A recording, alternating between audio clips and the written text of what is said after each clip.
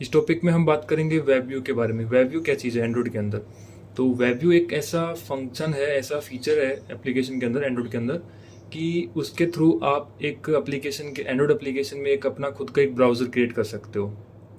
यानी कि कोई भी वेबसाइट है, कोई भी यूआरएल है, कोई लिंक है, उसको आप अपने एप्लीकेशन के अंदर भी उसको ओपन कर सकते हो एज ए ब्राउजिंग फीचर। तो वो चीज़ अपन कैसे करेंगे एप्लीकेशन में, तो चलिए अपने कोड की तरफ चलते हैं। यहाँ पे आपने देखा होगा अपनी मेन एक्टिविटी थी, उसके अंदर अपन ने एक बटन था अपने पास सबमिट का, उस पर क्लिक लिसनर पे अपन ने एक इंटेंट को कॉल कर रखा था, और इंटेंट के थ्रू अपन ने एक एक्शन सेट किया था कि अपना जो एक यूआरएल अपन ने यहाँ पे पास किया, और उसको अपन ने एक जो इंटरनल कोई भी इंस्टॉल्ड ब्राउजर था उसके अंदर उसको ओपन करवाया था, है ना। अभी अपने को क्या करना है कि जो हम एक वेब व्यू बनाएंगे इसके अंदर एप्लीकेशन में, और उसी वेब व्यू के अंदर हम उस लिंक को ओपन करेंगे, ना कि किसी थर्ड पार्टी जो ब्राउजर इंस्टॉल्ड कर रखा है, ना कि उसमें। ठीक है, तो इसके लिए अपन क्या करेंगे, एक नई एक्टिविटी को क्रिएट करते हैं। तो मैं एक सबसे पहले एक्टिविटी क्रिएट करता हूँ। यहाँ पे एक्टिविटी हम यहाँ से क्रिएट करेंगे, उसका नाम अपन लिख देते हैं web view activity. Web view activity मैंने इसका नाम दे दिया, और इसको सिंपली फिनिश कर दिया। एक्टिविटी जो है वो अपनी बनके तैयार है, और मैन एक्टिविटी पे अपने एक छोटा सा इंटेंट कॉल करेंगे। यहाँ पे इंटेंट के अंदर अपने को क्या करना है कि इस इंटेंट में हम एक्शन पास नहीं करेंगे। अभी यहाँ पे हमारा एक्सप्लिसिट इंटेंट वो कॉल होगा। एक्सप्लिसिट इंटेंट के अंदर क्या होता था कि हमें एक स्पेसिफिक पाथ यहाँ पे प्रोवाइड करना है अपने को, कि भाई मुझे कहाँ जाना है इस इंटेंट के थ्रू। तो अपन ने दिस यहाँ पे इस करंट एक्टिविटी का जो कॉन्टेक्स्ट है वो पास कर दिया दिस, और किस एक्टिविटी पे अपने को जाना है, यानी कि उसका डेस्टिनेशन क्या है, क्या नाम है उसका। तो उस एक्टिविटी जो क्लास नेम है वो है web view activity, web view activity और double colon class dot Java, ये इसका नाम हो गया। और यहाँ पे एक सिंपल सा लिख देंगे अपन स्टार्ट एक्टिविटी, उसके अंदर अपन इंटेंट के वेरिएबल को पास कर देंगे। इतना काम अपना हो गया। यानी कि अपन ने क्या किया, जो सबमिट का बटन था उस पर जैसे क्लिक करेंगे अपन, तो अपना वेब व्यू का जो एक्टिविटी वो ओपन हो जाएगा। रन करके देख लेते हैं एक बार।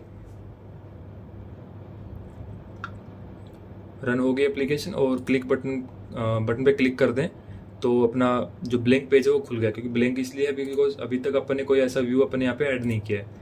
अब अपने को क्या करना है ना, एक चीज़ यहाँ पे ध्यान देना, अपने को वेब व्यू ऐड करना। वेब व्यू का मतलब अपने को कुछ इंटरनेट से कुछ डेटा अपने को रीड करना है ना। तो उसके लिए हमेशा एक चीज़ ध्यान में रखना कि सबसे पहले आपके पास परमिशन होनी चाहिए डिवाइस को और एप्लीकेशन को, मतलब सॉरी, एप्लीकेशन को डिवाइस से एक परमिशन की रिक्वायरमेंट रहेगी। वो परमिशन है अपने पास इंटरनेट की। वो परमिशन हम ऐड करेंगे सबसे पहले मैनिफेस्ट फाइल के अंदर, और मैनिफेस्ट फाइल में जो आपका एप्लीकेशन का टैग होता है इसके जस्ट ऊपर वो परमिशन से वो डिक्लेयर होते हैं आपके। तो यहाँ पे लिखेंगे अपन यूजेज परमिशन, और यहाँ पे अपने पास सजेशन में आ जाएगा इंटरनेट, या फिर आप टाइप भी कर सकते हैं अपन, जैसे इंटरनेट टाइप कर रहा हूँ मैं तो अपने को सजेशन आ जाएगा इंटरनेट का। इस पर जैसे इंटर दबाएंगे तो अपनी जो परमिशन वो पूरी लिख जाएगी यहाँ पे, और इसको टैग को क्लोज कर देंगे। तो अपनी इंटरनेट की जो परमिशन है वो यहाँ पे डिक्लेयर हो चुकी है। मैं इसको क्लोज कर देता हूँ।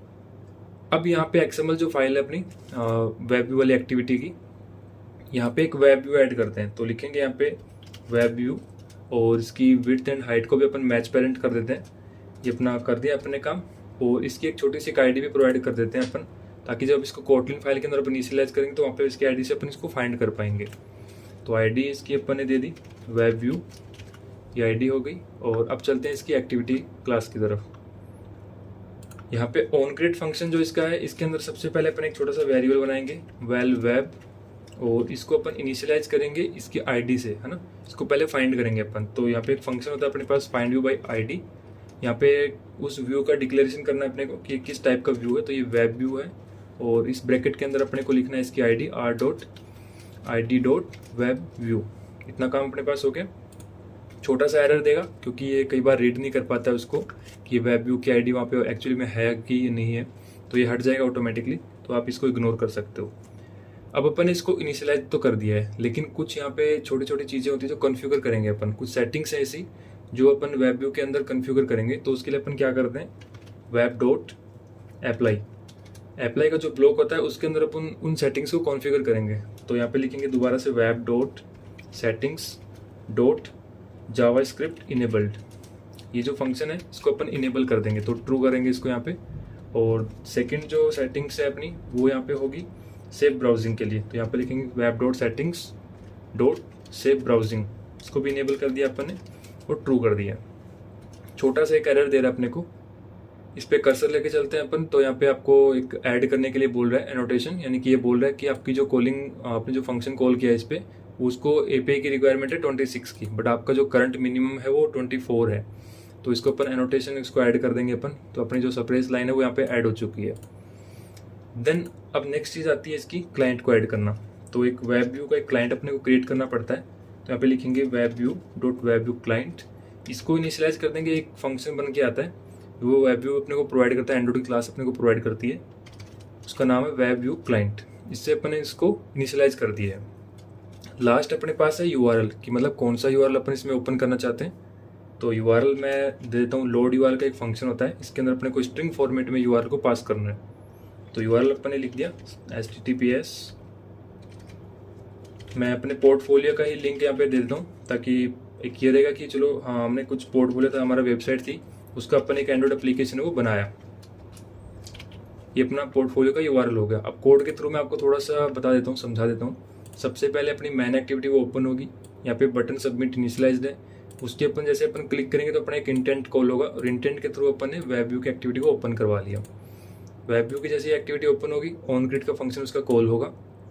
कॉल के बाद में अपना जो वेब व्यू का फंक्शन है, सॉरी वेरिएबल है, वो इनिशियलाइज हो गया है। इनिशियलाइज होने के बाद में उस पर कुछ अपन ने कॉन्फ़िगरेशन सेट कर दी, वो कॉन्फ़िगरेशन यहाँ पे कॉल होंगी। तो सबसे पहले अपने एक तो जावास्क्रिप्ट के लिए इनेबल किया था उसको, दूसरा अपन ने उसको सेफ ब्राउजिंग मोड इनेबल किया था, नेक्स्ट है उसका वेब व्यू क्लाइंट अपन ने इसको डिक्लेयर किया था, उसको इनिशियलाइज किया था, लास्ट है उसको अपन ने एक यूआरएल प्रोवाइड किया था कि भाई इस यूआरएल को आपको ओपन करना है। सिंपल एप्लीकेशन को अपन रन करते हैं अभी।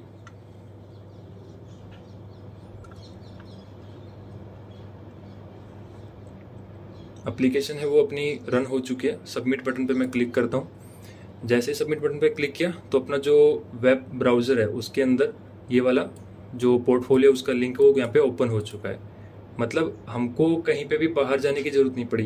एप्लीकेशन ने कोई भी थर्ड पार्टी ब्राउज़र ओपन नहीं किया, क्रोम ओपन नहीं किया ना। आपको दिखाता हूँ कि करंट जो एप्लीकेशन है वो इसी में चल रही है, यानी कि आप देख सकते हो ये अपनी एप्लीकेशन है और उसी में ये चल रहा है। ठीक है। अब यहाँ पे एक चीज़ होती है, जैसे मैं दोबारा आपको दिखाता हूँ एक बिहेवियर, कि मैं किसी नेक्स्ट पेज पे चलता हूँ, यानी कि इसी पोर्टफोलियो इसी वेबसाइट के अंदर किसी नेक्स्ट पेज पे चलता हूँ। तो ये मैंने नेक्स्ट पेज वो ओपन कर लिया यहाँ पे। अब मैं दोबारा बैक प्रेस करता हूँ, तो बैक प्रेस करने पे मेरे पास क्या होना चाहिए, मतलब मैं वापस होम पेज पे आना चाहिए ना, जो अपना पोर्टफोलियो है या जो वेबसाइट है उसके ब्राउज पे आना चाहिए, यानी कि जो अपना पोर्टफोलियो है या वेबसाइट है उसके होम पेज पे आना चाहिए। तो मैं इस पर बैक प्रेस करता हूँ, लेकिन क्या हो रहा है कि अपनी एक्टिविटी जो वो पूरी क्लोज हो जा रही है, ना कि ब्राउज़र के अंदर, यानी कि उस वेबसाइट का कोई होम पेज नहीं ओपन हो रहा, वो वहीं से पूरा कट जाता है। तो इसको अपन कैसे हैंडल करेंगे? इसको हैंडल करने के लिए अपने पास सबसे पहले जो एक्टिविटी का ऑन बैक प्रेस मेथड होता है उसको यहाँ पे ओवरराइट करेंगे। लिखेंगे यहाँ पे ऑन क्रिएट के बाहर आएगा वो overwrite function on back press, ये अपने पास फंक्शन होगा इसका। तो यहाँ पे अपन एक चीज़ लिखेंगे, कंडीशन लिखेंगे जो वेब व्यू के लिए होगी। तो अभी वेब व्यू को अपन बाहर एक्सेस नहीं कर सकते। आप एक चीज़ ध्यान में रखना कि इस वेब व्यू को अपन बाहर एक्सेस नहीं कर सकते, ऑन क्रिएट फंक्शन के बाहर अपन इसको एक्सेस नहीं कर सकते। तो बाहर एक्सेस करने के लिए अपने को क्या क्या करना होगा, तो इसको हमें एक ग्लोबल वेरिएबल में कन्वर्ट करना पड़ेगा। अभी जो ये है वो है लोकल वेरिएबल, यानी कि ऑन क्रिएट के अंदर ही ये एक लोकल वेरिएबल बना हुआ है। अब मैं आपको दिखाता हूँ एग्जांपल के साथ में। मैं जैसे यहाँ पे वेब टाइप करूँगा तो मेरे पास कोई भी सजेशन नहीं आ रहा, दैट मीन्स कि ये एक लोकल वेरिएबल है, इसको मैं बाहर एक्सेस नहीं कर सकता। तो इसके लिए अपने को क्या करना पड़ेगा, सबसे पहले वेब व्यू वाले वेरिएबल को ग्लोबल बनाना पड़ेगा। तो इसको मैं यहाँ से डिलीट करता हूँ और यहाँ पे मैन एक्टिविटी, इसका सॉरी जो वेब व्यू एक्टिविटी है इसके ऑन क्रिएट फंक्शन के बाहर इसको अपने को डिक्लेयर करना पड़ेगा। तो यहाँ पे लिखेंगे अपन वेर या फिर लेट इनिट वोर कर देते हैं, लेट इनिट वेर कर देते हैं और इक्वल्स टू वेब, ये कर दिया अपन ने। और इसकी क्लास का डिक्लेरेशन अपन ने कर दिया कि ये वेब व्यू क्लास है। ओके, इसका क्या मतलब हुआ कि अपन ने एक ग्लोबल वेरिएबल बना दिया, मतलब ठीक है। उसको अपने को लेट इनिट का अपने प्रोवाइड कर दिया कि हम इसको बाद में इनिशियलाइज करेंगे। लेट इनिट का मतलब होता है लेटर इनिशियलाइजेशन। तो लेटर इनिशियलाइजेशन अपन यहाँ पे कर दिया इसका, कहाँ पे, ऑन क्रिएट के अंदर। ऑन क्रिएट में यहाँ पे अपन इसको इनिशियलाइज कर दिया फाइंड व्यू बाई आईडी के थ्रू। फिर अपन इसको उसकी जो सेटिंग्स थी वो कॉन्फ़िगर कर दी अपन ने। अब मैं इस वेब के वेरिएबल को यहाँ पे एक्सेस कर सकता हूँ। थोड़ी देर पहले ये वेरिएबल रेड कलर में आ रहा था क्योंकि हम उसको एक्सेस नहीं कर पा रहे थे, तो अभी हम इसको एक्सेस कर सकते हैं यहाँ पे। तो एक कंडीशन लगाएंगे छोटी सी, इफ़ यहाँ पे लिखेंगे वेब, यानी कि इसको अपन कैच कर पा रहे हैं अभी क्योंकि ग्लोबल वेरिएबल इसको अपन ने कन्वर्ट कर दिया है। तो web dot can go back, ये कंडीशन होती है अपने पास। वो कंडीशन क्या बोलती है कि मान लीजिए जैसे मैं सबमिट में दोबारा क्लिक करता हूँ और ये अपना होम पेज खुल गया है पोर्टफोलियो का, इस पे से मैं एक लिंक पे क्लिक करता हूँ तो एक नया पेज खुल गया है वेब व्यू के अंदर। तो ये कंडीशन यहाँ पे चेक करेगी इसको कि आपने वेब व्यू के अंदर मल्टीपल पेजेस खोल रखे हैं क्या, मतलब आपने किसी और होम पेज के अलावा दूसरा पेज भी आपने खोल रखा है क्या। तो दूसरा पेज खोल रखा है, दैट मीन्स कि यस खोल रखा है। तो इस इफ कंडीशन के अंदर अपन एक स्टेटमेंट लिख देंगे वेब डॉट गो बैक। ठीक है, इस कंडीशन का मतलब ये हुआ सिंपल सा कि यस अगर आपने वो बैक जा सकता है, मतलब आपने अगर कोई थर्ड पार्टी और यूआरएल ओपन कर रखा है होम पेज के अलावा तो वो बैक जा सकता है ना, बैक जा सकता है। तो यस बैक जाए वो, यानी कि गो बैक हो जाए वो। फिर एल्स कंडीशन पे आते हैं अपन। एल्स कंडीशन में लिख देंगे ये जो सुपर का फंक्शन यहाँ पे कॉल हो रखा है इसको यहाँ से कट करके और एल्स कंडीशन में डाल देंगे। एल्स कंडीशन में डालने का मतलब ये होगा कि अगर आपका वेब पेज है वो पीछे जा सकता है तो वो पीछे चला जाएगा, अगर वो होम पेज पे आ गया है ऑलरेडी तो आपका जो एक्टिविटी है वो क्लोज हो जाएगा, यानी कि वो सुपर होके और बैक प्रेस कर जाएगा वो। ठीक है, इसको अब दोबारा से रन करके चेक करते हैं अपन। सबसे पहले सबमिट बटन पे क्लिक किया, क्लिक करते अपना पोर्टफोलियो ओपन हो गया। अब मैं सबसे पहले आपको एल्स वाली कंडीशन को रीड करके दिखाता हूँ। एल्स वाली कंडीशन का मतलब ये होगा कि आपका web view already home page पे ही है, यानी कि जो आपने यूआरएल प्रोवाइड किया था उसी पेज पे ऑलरेडी है। मैं बैक प्रेस करता हूँ तो अपनी एक्टिविटी वो क्लोज हो गई, लेकिन अपने को इफ़ वाला कोड भी है वो एक बार चेक करना है, यानी कि मैं एक बार चेक करता हूँ कि कोई और यूआरएल पे मैं क्लिक करता हूँ इसके अंदर, तो एक पोस्ट है अपने पास, इस पोस्ट पे मैं क्लिक करता हूँ, अपने पास एक नया पेज खुल गया है वेब व्यू के अंदर। तो अब ये वाली कंडीशन है वो रीड होनी चाहिए, यानी कि इसको पता लगना चाहिए कि ये पीछे भी जा सकता है, ये पेज एक स्टेप और पीछे जा सकता है, तो ये पीछे चला जाएगा। तो मैं इस पर दोबारा बैक प्रेस करता हूँ एंड यस कि हमारा जो पोर्टफोलियो वो होम पेज पे दोबारा आ गया है ना। मैं आपको दोबारा दिखा देता हूँ किसी और पोस्ट पे क्लिक करके। ये पोस्ट पे मैंने क्लिक किया और इसको मैं बैक प्रेस करता हूँ तो ये दोबारा से अपने होम पेज पे आ गया। दैट मीन्स कि आप जितने भी पेजेस आप आगे से आगे फॉरवर्ड करते जाओगे, आप उनको जैसे बैक प्रेस करोगे तो वो 1 बाय 1 जैसे आपने क्लिक किया था वेब व्यू के अंदर वैसा का वैसा ही आपको दोबारा होम पेज पे लेके आ जाएगा। और लास्ट में जब आपका होम पेज आ जाएगा तो फिर आप जब दोबारा से बैक प्रेस करोगे तो आपकी एक्टिविटी है वो क्लोज हो जाएगी इस तरीके से।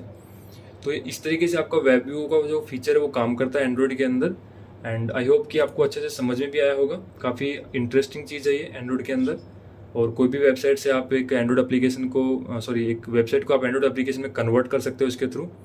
So thank you so much for watching and keep subscribe and like the video for more content.